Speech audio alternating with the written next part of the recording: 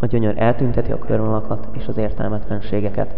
Kihelyez bennünket a tér békjóiból, és az időzakatoló másodperc óráját megállítva, langyos hullámokon emel bennünket a lét magasságaiba. Pillanatokig időzni itt, és remegni, hogy percek múlva végképp visszaessünk oda, honnan elindultunk, valóban nyomorúság. Pedig legtöbben megelégszenek ezzel a néhány alamizsna pillanattal. Mit tehetnek? Nincs bátorságuk és erejük, hogy magukra vegyék a nagyszerű, az örökké valóságba lendítő hosszú gyönyör kockázatát. Pedig ez a kockázat olcsó, nevetségesen kicsiny. Mert igaz, a gyilkos nappal a kaján dörömbölő világosság 10 órái nehezen múlnak, de az este és éjszaka 14 órájában a csodálatos, titokzatos és idő nélkül való öröklét egy darabját kapjuk. Ekkor ismerjük meg az élet mély értelmét, és világosak lesznek előttünk a homályok és sötétségek. A hangok, mint finom és üdelányakok csókolják végig a testünket. A színek és vonalak új, ősi, tiszta természetükben rezegnek az agyunkban és a gerincünkben. És most, hogy nem hasonlítanak többé azokhoz a színekhez és vonalakhoz, amelyeket a szemeink láttak, megmutatják nekünk a formákban rejlő nagy titkokat. Az a hibás és kezdetleges ismeret, amelyet látásunkkal, hallásunkkal, a szaglásunkkal, ízlésünkkel és tapintásunkkal szereztünk a létről, most kiegészítődik, kijavítódik. Mert alkalom nyílik megismerni a maga teljességében az életnek ama igazságát, amelyet valamennyien magunkban hordunk, és amely érzéki ítéletek nélküli tökéletes igazság. Szavakban, fogalmakban és ítéletekben éppen annyira kifejezhetetlen ez az igazság, mint amennyire megismerhetetlen az érzékek útján.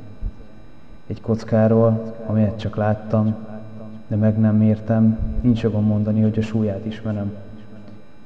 Éppen így annak, aki csak látott, hallott, szagolt, ízlelt és tapintott, nincs jogom mondani, hogy élt.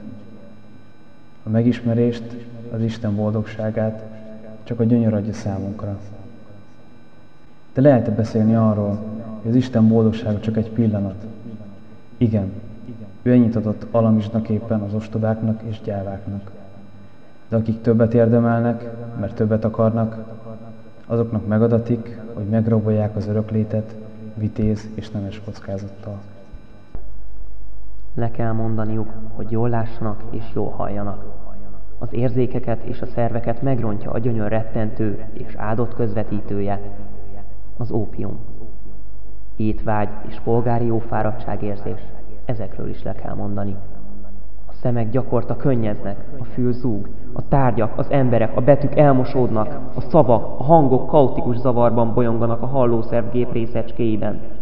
Állítsátok meg nyomorult szegényes kis gépeket. Csendes szobában, a hó puha szőnyegekben meghal minden zaj, és színes üveg szórja szerte a kicsinynécs pislolángját. Feküdjetek hanyatt.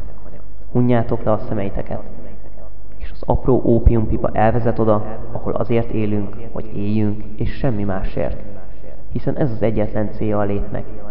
Hiszen a szűkmarkú Isten is csak ezért ajándékozott minden nyomorult féregnek egy-egy pillanatot ebből az életből, hogy éljen, folytassa az életét, hogy új életet okozzon. Az új féregnek pedig ismét kijut egy pillanat. A lét eszenciája olyan drága portéka, amelyből egész nemzedékek, évszázadok alatt kapnak egy órát.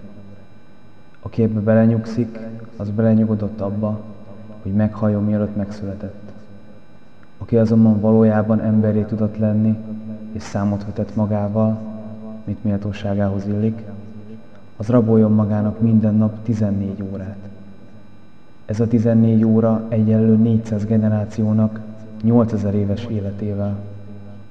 De számítsunk csak 5000-et. Egy nap alatt tehát 5000 esztendőt élek. Egy esztendő alatt ez körülbelül 2 millió évet jelent.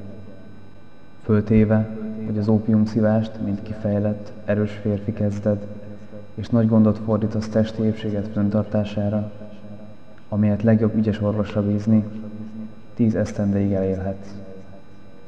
És akkor 20 millió éves korodban nyugodtan hajthatod fejedet az örök megsemmisülés jeges párnájára. Aki ezen az áron nem mer, és nem akar az örök létből 20 millió évet, az éljen 100 esztendeig, és sokasodjék meg az ő utódaiban.